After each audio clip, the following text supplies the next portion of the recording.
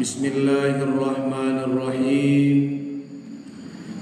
Assalamualaikum warahmatullahi wabarakatuh.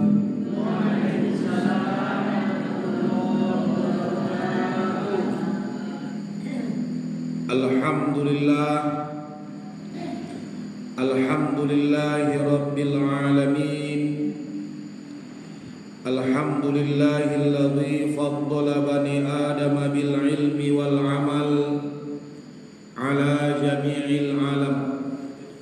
Wassalatu wassalamu ala nabiyyinal karim sayyidul arabi wal ajam wa ala alihi wa ashabihi ya nabi'il ulumi wal hikam. Ashhadu an la ilaha illallah wahdahu la syarika lah wa ashhadu anna Muhammadan abduhu wa rasuluh la nabiyya wa la rasula ba'dah. Bersyukur kita kepada Allah, Zat wajibal wujud, Qadirul Jalil, Tuhan sang pencipta. Dialah Allah yang mengatur dan yang memelihara. Pada malam hari ini alhamdulillah kita dipertemukan dalam keadaan yang baik di majlis ilmu di dalam masjid di rumahnya Allah. Setelah kita sholat maghrib secara berjamaah, disambung pula dengan kajian-kajian ilmu pengetahuan yang kita ambil dan angkat dari ayat-ayat Quran dan hadis-hadis sahih yang insya Allah bisa menjadi rujukan amal penambah iman dan takwa kita kepada Allah. Apalagi terlebih-lebih semalam hari ko Bapak Ibu, setelah pada malam Senin kemarin yang menjadi pembaca ayat Qur'annya Nenek Patan, sekarang Fatan ya. Dan kemudian 30% tambah ganteng tasuku semalam itu. Dek pakai mic baru dibuat oleh pengurus Masjid Taqwa.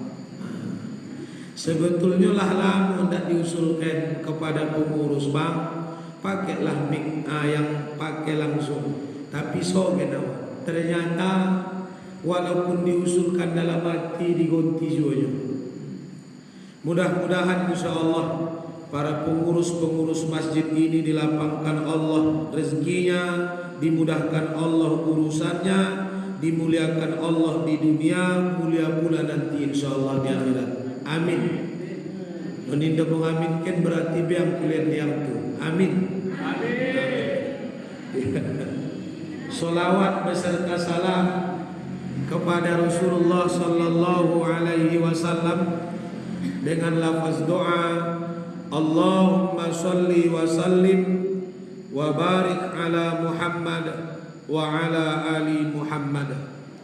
Yang saya hormati, yang saya muliakan, para alim, para ulama, para buya, para guru, kiai, kemudian tokoh masyarakat, tokoh adat, Bapak Imam, Bapak Khotib, Bapak Bilal, yang didulukan selangkah ditinggikan seranting. Bapak Ibu hadirin wal hadirat kita semua yang walaupun nampaknya tidak semua dapat aqua gelas. Semoga walaupun Indo dapat aqua galek, jangan tu tidur sedang mengaji. Ibu bapak dan segenap keluarga, pada malam Senin kemarin, kalau Bapak Ibu masih ingat, saya membawakan satu hadis Rasulullah sallallahu alaihi wasallam yang dimana beliau mengatakan, ijtanibus sab'al mubiqat, jauhi kalian 7 dosa yang menghancurkan. Kalau Bapak Ibu masih ingat, ya. Dah ingat kami lah Ustaz, berarti lupa. Ya.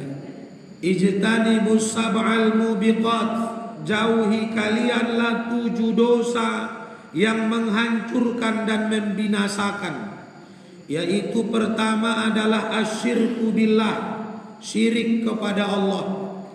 Watsani yang kedua as-sihru, sihir.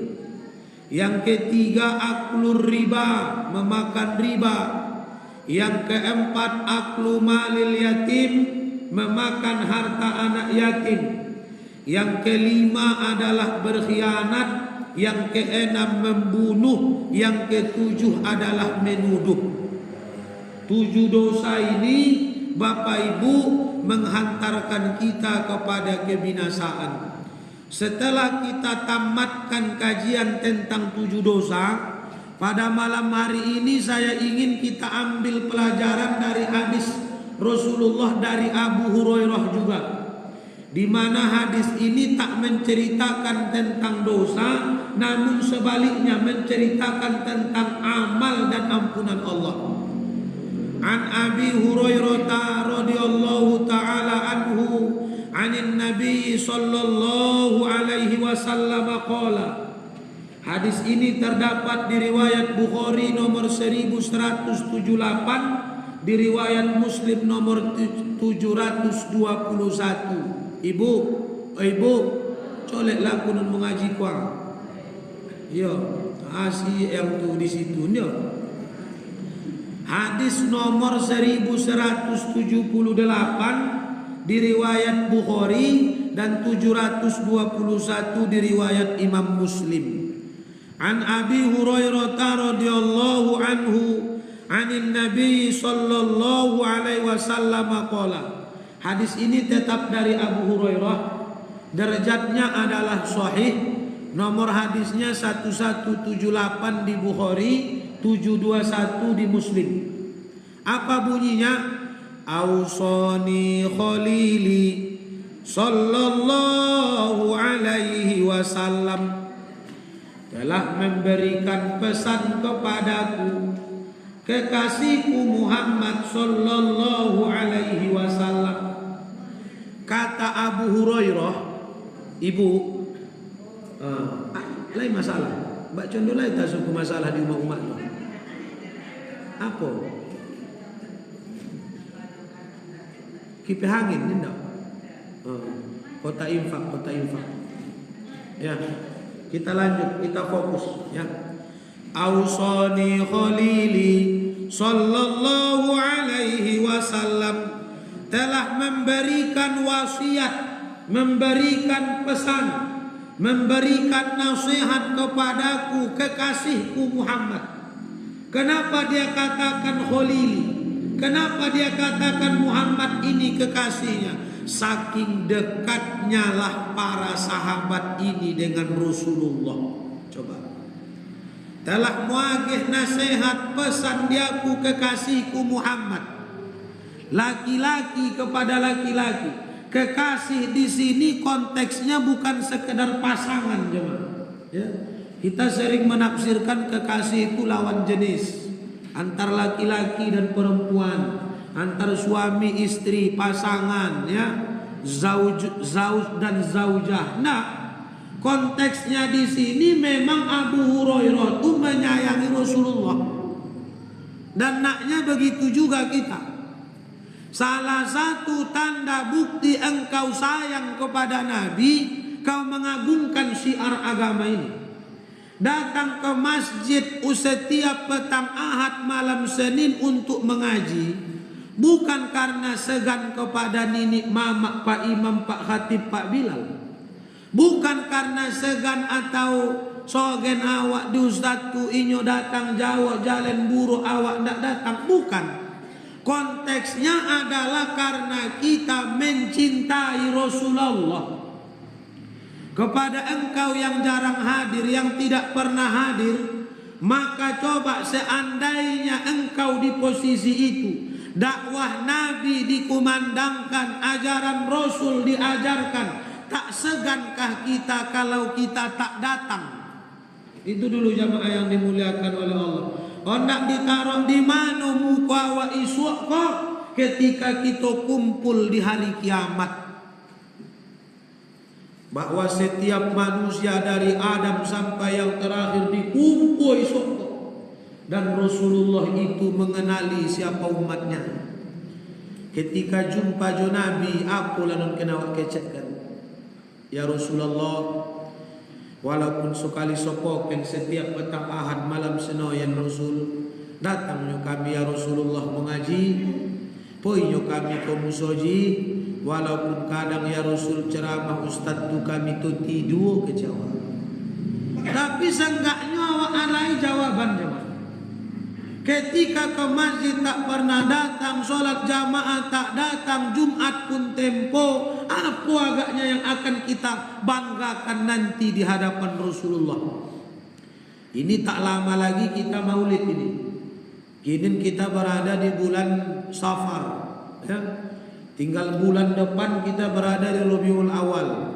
Banjar Kapar ini terkenal juga dengan cintanya kepada ulama. 2 kali maulid yang datang Buya Jal Fathullah Dai nasional. Di maulid bulan Muko wallahu a'lam. Belum ada informasi dan bocoran. Nah, ya. Jamaah yang dimuliakan oleh Allah. Itu tanda bukti, ya. Kasih, cinta, sayang diperbuat bukan hanya sekedar ucapan, tapi diwakili dengan tindak dan perbuatan. Jadi apa kata Abu Hurairah? Ausani khalili sallallahu alaihi wasallam bisalasin la ada'ahunna hatta amuta. Itu bunyinya.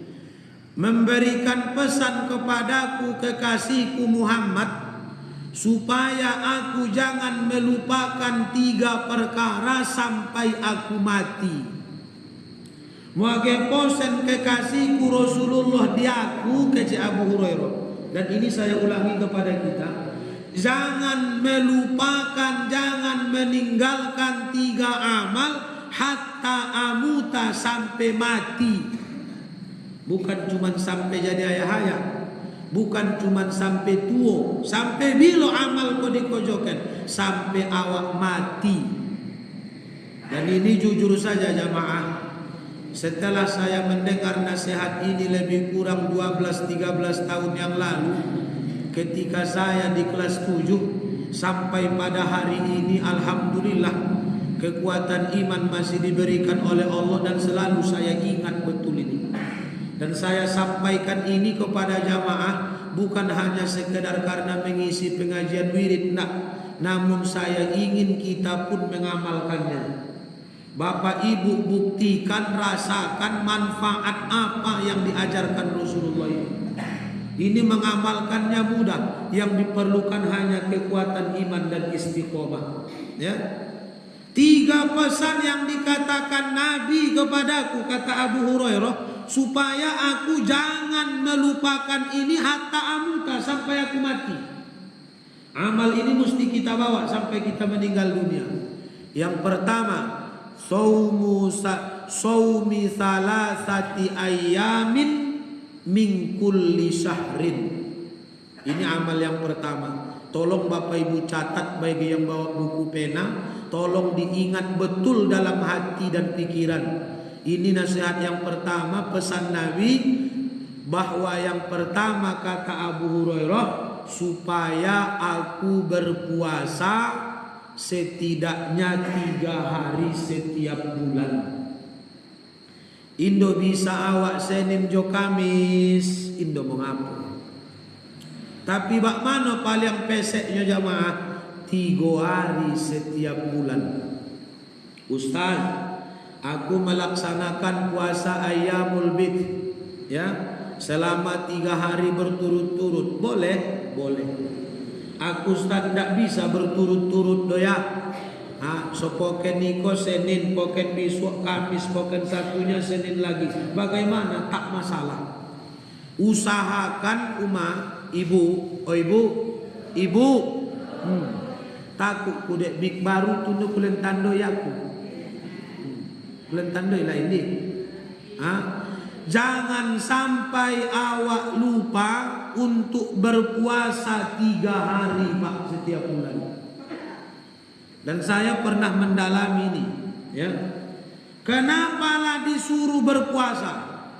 Kenapalah disuruh oleh Rasulullah sallallahu alaihi wasallam setidaknya awak melaksanakan puasa setiap bulan. Ternyata bukan karena keuntungan akhirat saja, bahkan mendapati keuntungan dunia.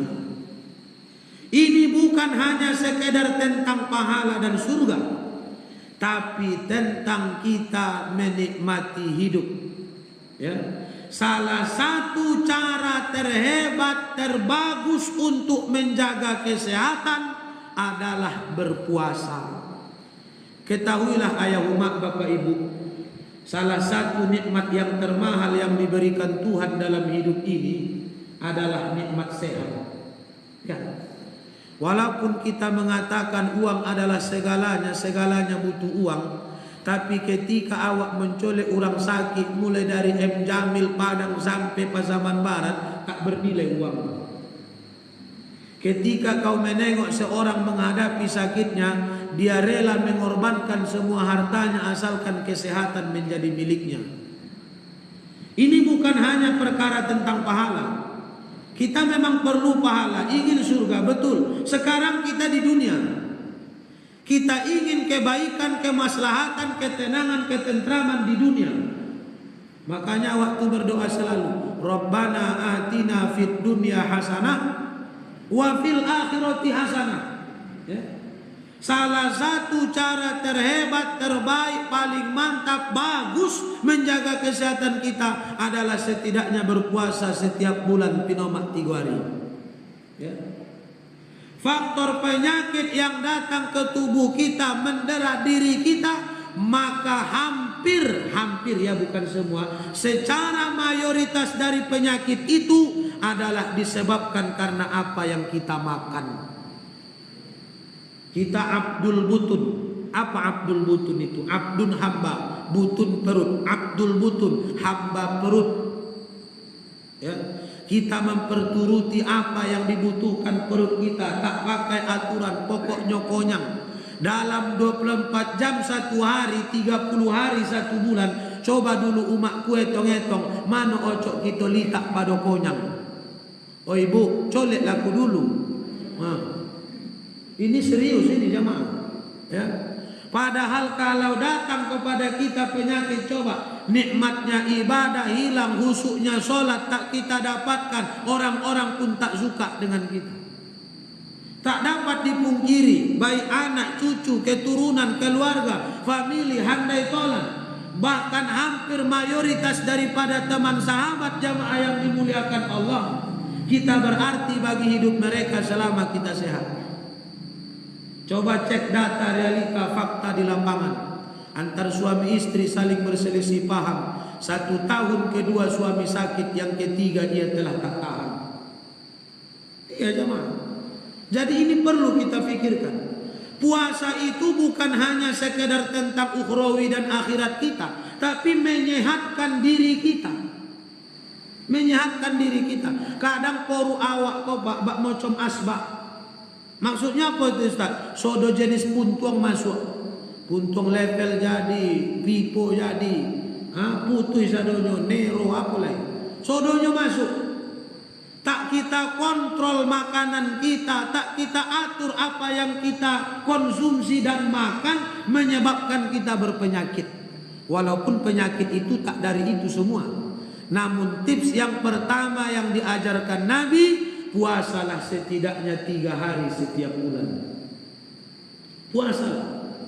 Setidaknya sayangi dirimu, pikirkan kesehatan, puasalah. Sumu tasihu, puasalah supaya engkau sehat. Puasalah. Kadang kita terlalu sering kenyang, sebelum tidur kita makan, tidur dalam keadaan kekenyangan. Kalau tegak urat perut, maka kendorlah urat mata. Coba cek data. Maka orang yang kenyang dalam waktu tidur, sulit ia bangun untuk tahajud. Jangan dulu kita bercerita mandi sebelum subuh yang mendatangkan kesehatan. Terkadang jamaah saking dek nyenyaknya polo jago jam 8, jam 9. Datang awak bertamu, diketuk pintu, dibukanya, nampak inya sedang semboyang. Nanti awak semboyang duha, jaknya semboyang subuhnya munculnya. Iya jamaah. Ini perkara kesehatan, keberuntungan duniawi kita. Ini untuk kita yang dimuliakan oleh Allah.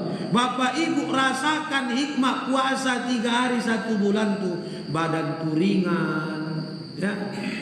Insya Allah pikiran awak fresh. Bahkan jamaah otak awak tak selalu ke negatif.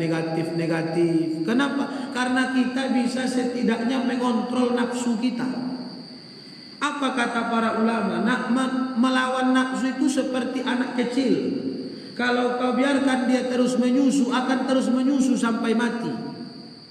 Kau mesti tahan, kau mesti buat aturan, jangan makan. Kalau Bapak Ibu ingat penciptaan nafsu dan akal, ketika akal dicipta, siapa engkau? Anta Rabbi, engkau adalah Tuhanku dan aku adalah hambamu, itu kata akal. Sedangkan nafsu ini ketika dihadapkan di hadapan Allah, anta, engkau adalah engkau, saya adalah saya. 1000 tahun dimasukkan di api neraka yang panas, dikeluarkan lagi, siapa engkau? Engkau adalah engkau, saya adalah saya. Nafsu itu keras, ya. Dimasukkan ke neraka yang dingin, siapa engkau? Engkau adalah engkau, saya adalah saya. Tapi ketika dimasukkan kepada neraka yang penuh dengan kelaparan dan kehausan, baru dia mengatakan engkau adalah Tuhanku, sedangkan aku adalah hambamu. Jadi ini perkara memanage diri, membuat aturan dalam hidup diri awak. Badan kita kok mudah kita atur sebetulnya jamaah. Dan petunjuknya telah ada diajarkan Nabi kita. Yang pertama, saumu salasati ayamin min kulli syahrin. Puasalah awak 3 hari seenggaknya 1 bulan. Oh ibu, puasa awak naknyo dalam 1 bulan tu mak pinomak 3 hari. Apalagi to lebih-lebih non produksi. Kado kece Ustaz to lebih-lebih non produksi. Yang pertama, mayoritas produksi banyak bodohannya. Apalagi yang masih dalam keadaan masa produktif, usia 25 sampai 40 tahun. Ustaz, aku ya hedai tahun ke tahun do, pun aku ya soto puasa Ramadan. Mengapa? Tahun niku aku hamil, ndo boleh kan ibu bidan. Tahun muko nanti ku puasa jaknya menyusukan pulo.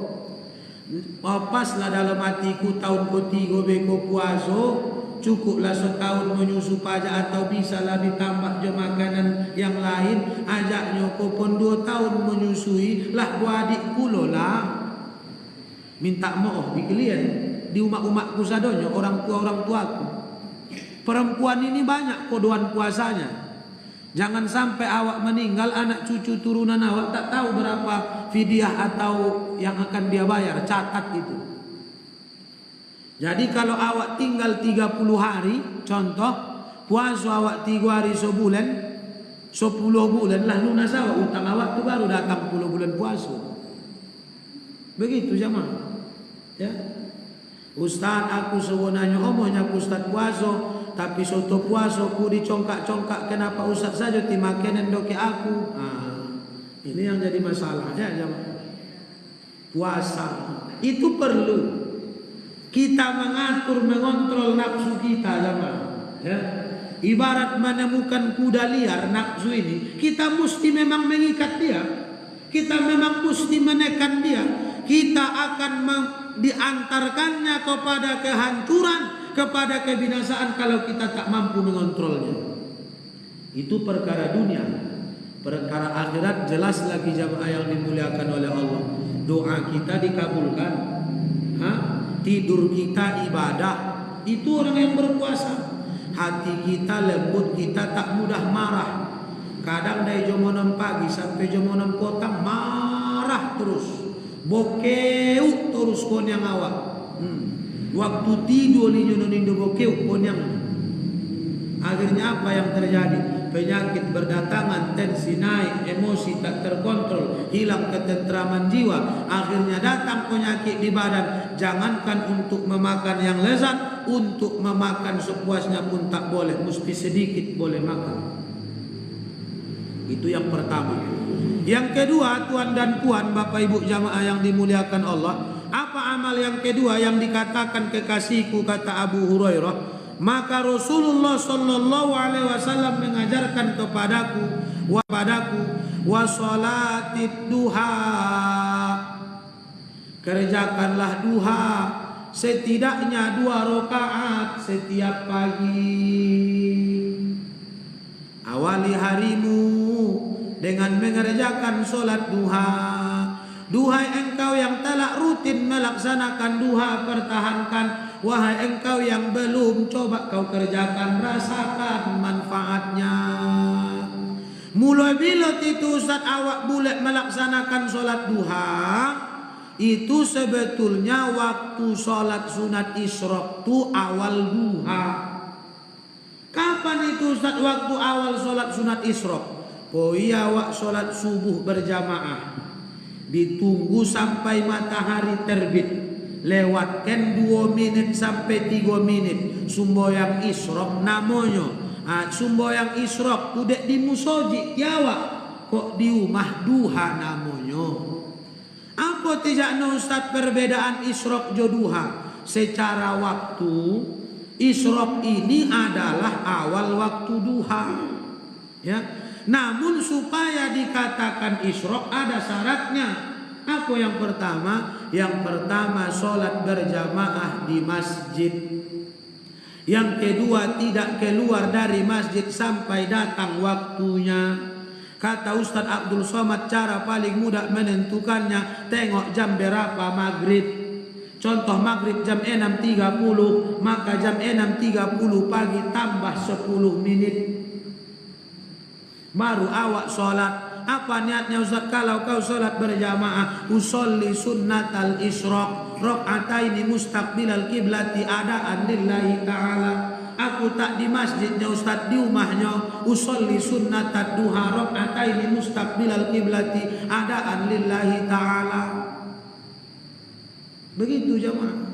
Ustaz aku pas jam segitu tak bisa, bagaimana? Kalau jam 8 tak masalah. Aku sibuk menyiapkan anak laki poi goyo, anak-anak poi sekolah. Bak mano kalau jam 9 Indo mau ngapo? Aku bak mano kalau 4 rakaat aku sholat duha, mantap. Bak mano kalau onom luar biasa. Bagaimana Ustaz kalau 12 dijanjikan Allah istana untukmu di dalam surga? Awali pagimu dengan berpikir positif, mengharapkan ampun Allah, meminta rezeki Allah. Ibu, oh ibu, colek dulu mengaji. Aku serius sih. Jarang-jarang tak tobat. Ini jemaah yang dimuliakan oleh Allah Subhanahu wa taala. Ya, bahwa sholat duha ini jemaah, ya, memberikan efek positif kepada pola dan fikir kita. Makanya ada doa khusus duha ini. Doa khusus duha yang anak-anak TK hafal, yang anak-anak SD diperintahkan. Takwi awak anak TK hafal, nenek Indo itu takwi awak. Ya Allah ya Tuhanku, jika rezekiku di langit turunkan ya Allah. Artinya itu, jika rezekiku di bumi keluarkan ya Allah. Jika jauh dekatkan ya Allah, jika sedikit banyakkan. Jika sulit mudahkan ya Allah, jika haram sucikan. Mengawali pagi dengan pikir positif, mengharap kepada Allah. Ketika ini kata Nabi, jaminan Rasul bukan saya tak berani menjamin. Rasulullah yang mengatakan, maka 4 rakaat solat duha yang kau perbuat, maka Allah Ta'ala menjaminmu pada hari ini. Maka ibu bapak jamaah yang dimuliakan oleh Allah, apalagi awak laksanakan isyraq. Isyraq itu apa kata Nabi? Seperti mendapat pahala haji umrah yang mabrur. Bila lah kita dapat pahala haji umrah? Kau singen ba iko ba usaha ko bun Indo wapo dagang antah bak mano jamaah, bahkan harga begini, cari kerja begini, anak-anak banyak, dua non SMA, dua non SMP, 3 non SD, 2 di 2. Bila awak kan umrah Pak? Iya, aku serius jemaah. Bila lah tawak kan umrah coba? Bila lah tawak kan haji? Kita mendaftar haji, taruh lagi umur 50, antri 15 tahun. Coba, umur 75 bangke, kena kasih di kita daging unta di Arab, kemakin awak lah itu umur 75 awak. Mana ti jamaah yang dimuliakan oleh Allah, kacang Arab subungku haju sopoken ba abi hawa. Digigit dari kida pui ko kanan, digigit dari kanan pui ko kida. Pinggang sakit, lihe sakit, kaki sakit. Masih terasa ada itu nikmatnya kan? Nah, maka usahakan jamaah yang dimuliakan oleh Allah sholat duha itu. Ya. Terkadang yang membuat kita susah itu pikiran kita. Yang kita tengok kebahagiaan ada pada pihak orang lain, kita selalu berpikir negatif dan merasa susah. Nampak uyang memboli kulkas mulai dari pagi aku udah tahu kulkas sampai tidur balik. Nah, nampak uyang boleh Honda mukul lakinya Pak Honda nampaknya. Ditahan kenapa tuh berkredit sekian tahun? Saking apa? Saking besarnya tekanan. Apa kejabat tuh? Kok Indosat tuh dapat bongak di rumah lain? Mengapa? Ken boleh Honda Ustaz anak-anak koi sekolah. Mengapa? Anak jiran tuh Honda saja tuh. Real. Siapa orangnya? Tak saya sebutkan takut kelihatan dulu. Iya jemaah. Iya. Nampak uyang boleh beko dalam hati. Boleh. Ah, itu nggak. Nah itu nunggado jamaah yang dimuliakan oleh Allah. Apalagi poya wak rumah, bocokak pulo, bini dokona hong baun tarason, unik gule lampu yang segala macam. Apa dalam hati apa tuh? Nikah. Topek koi kopasa bersuah pulo jo mantan. Ini jamaah yang dimuliakan nunggado. Keluar pulo lagu-lagu India jamaah yang dimuliakan oleh Allah. Jadi awali pagi hari itu dengan duha. Kita tahu sebetulnya amalnya, tapi tak kita amalkan. Itu yang berat. Kita tahu jamaah yang dimuliakan oleh Allah. Coba berapa lama lah sholat duha 2 rakaat itu? Bahkan terkadang jamaah seandainya pun kita pegawai, ada waktu istirahatnya, luangkan waktu 2 menit boleh itu. Sebut 5 menit silakan. Terkadang kita yang sulit mengerjakan. Ketika kami menonton salah satu video, seorang yang bertanya ke tuan guru kita, Ustaz Abdul Somad itu merenung saya lama. Apa kata dia? Bahwa kata guru kita ini, kata Buya ini, ya, ada seorang bertanya, Assalamualaikum Ustaz, apa hukumnya kalau awak sembahyang di WC? Iya. Kenapa di WC? Karena aku bekerja di tempat orang non-muslim, tak boleh istirahat untuk sholat. Aku sholat hanya ketika permisi ke kamar mandi. Di mana lah aku sembahyang? Itu boleh. Kalau kita siapa yang melarang kita sembahyang luar? Tak ada. Kita aja yang malas, yang dimuliakan oleh Allah. Kita tahu amalnya, namun tak kita amalkan. Awali pagi itu dengan duha. Kalau mampu ku 12 rakaat mantap itu jemaah. Ya. Aku Ustaz usahaku berdagang, tapi so masuk Ustaz macet, do tahu aduha lah itu.